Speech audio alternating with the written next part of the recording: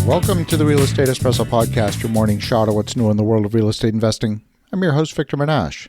Today's show is a little bit of a retraction, or perhaps a refinement of something we've covered several times over the last year. The U.S. Federal Reserve had it right. The economists working for the Fed in 2021 suggested that the inflation we are experiencing was transitory. That was the word that they used, transitory. Jay Powell said it. Janet Yellen, Treasury Secretary, said it. Many, including myself at the time, didn't believe it. In fact, in the end, even the Fed didn't believe it and they had to course correct. The traditional view of inflation is that an increase in the money supply makes more money available against a fixed basket of goods in the economy. Supply and demand, working as they do, means that more money chasing fewer goods will bid up the price for those goods, and now you've got inflation. The inflation is the inflation of the money supply, which then pushes up prices. That increase in prices is not the inflation itself, it's the consequence of the inflation of the money supply. We can certainly see examples of that phenomenon throughout history, dating back to the Roman Empire, to the continental dollar in the United States, to the Weimar Republic in Germany after World War I. So in 2020, we had a pandemic in which governments the world over shut down their economies to protect people from disease. And that created supply shortages across a wide segment of the economy. On top of that, these governments paid people to stay home. Flushed with extra cash, spare time, and a shortage of goods, it's no surprise the extra cash bid up the price on those limited goods, and we saw a global spike in inflation. We saw demand for used cars go up as a response to the shortage of new cars coming off the production lines. We then saw the prices for those used cars go up as more dollars competed for fewer cars and trucks. With fewer cars coming into the market, the supply of used cars dried up as people held on to their existing cars for longer. We saw the same phenomenon across a wide swath of the economy. This was a supply shock in the classical definition of the term. As retailers sought to solve the inventory shortfalls, they ordered anything in sight, anything they could get their hands on, and that caused congestion in global shipping. And while not a supply shock per se, the effect was the same. If a product couldn't get to market because it was stuck out on a ship in the middle of the Pacific, that was a supply chain constraint.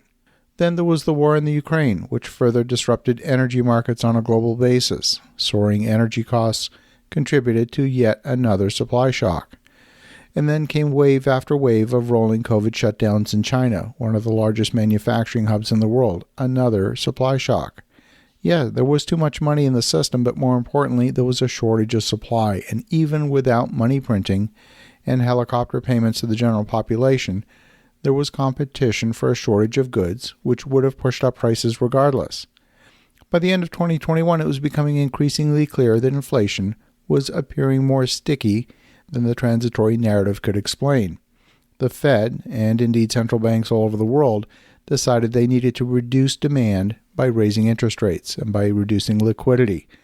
Only by reducing demand could we have a hope of stamping out inflation. At least that's the theory.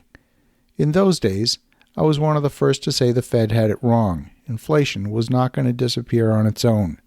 The solution for high prices, in one sense, is high prices. If incomes are not going up, then higher prices have the effect of reducing demand. But then consumers, seeing erosion of their earning power, demand more pay to make ends meet.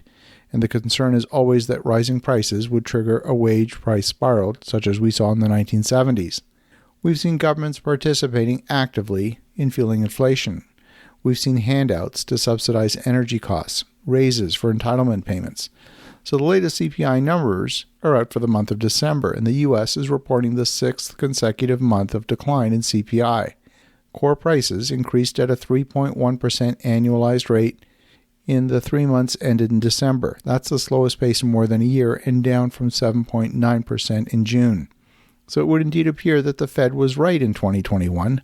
This round of inflation may indeed be transitory. They were right and I was wrong. Well, at least the Fed had the right idea, but they dramatically underestimated the time it would take for the effects to work their way through the economy.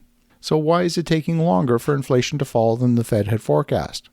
Well, the pent-up demand for travel meant that airlines had to ramp up faster than they expected. Hotels were short workers. Restaurants were short workers. Many sectors of the economy were short workers in the end. The pent-up demand for workers also pushed up salaries as companies competed for workers to fill vacancies. and that too could result in a wage price spiral. The lag for interest rates to have an impact is much longer than most people imagine, including the Fed. In fact, the International Monetary Fund estimates that the lag can be up to 4 years. Have the interest rate increases over the past 9 months slowed the economy? Yeah, I think they have. Have the interest rates caused inflation to drop? I don't think so, and I say that for 2 reasons. Number one, the stimulus money that partly fueled the spike in inflation has stopped, and number two, the supply chain issues have largely been solved in most sectors of the economy. There's no need to bid up the price to compete for goods. If anything, there's an excess of inventory in the supply chain, and the entire supply chain is grappling with how to reduce inventories. This was going to happen anyway without a rise in interest rates. So the Fed had the right idea, but a poor understanding of the timing, and this current bout of inflation will be transitory, provided in this next economic downturn we don't see a bunch more stimulus money to try and juice the economy. As you think about that, have an awesome rest of your day. Go make some great things happen. We'll talk to you again tomorrow.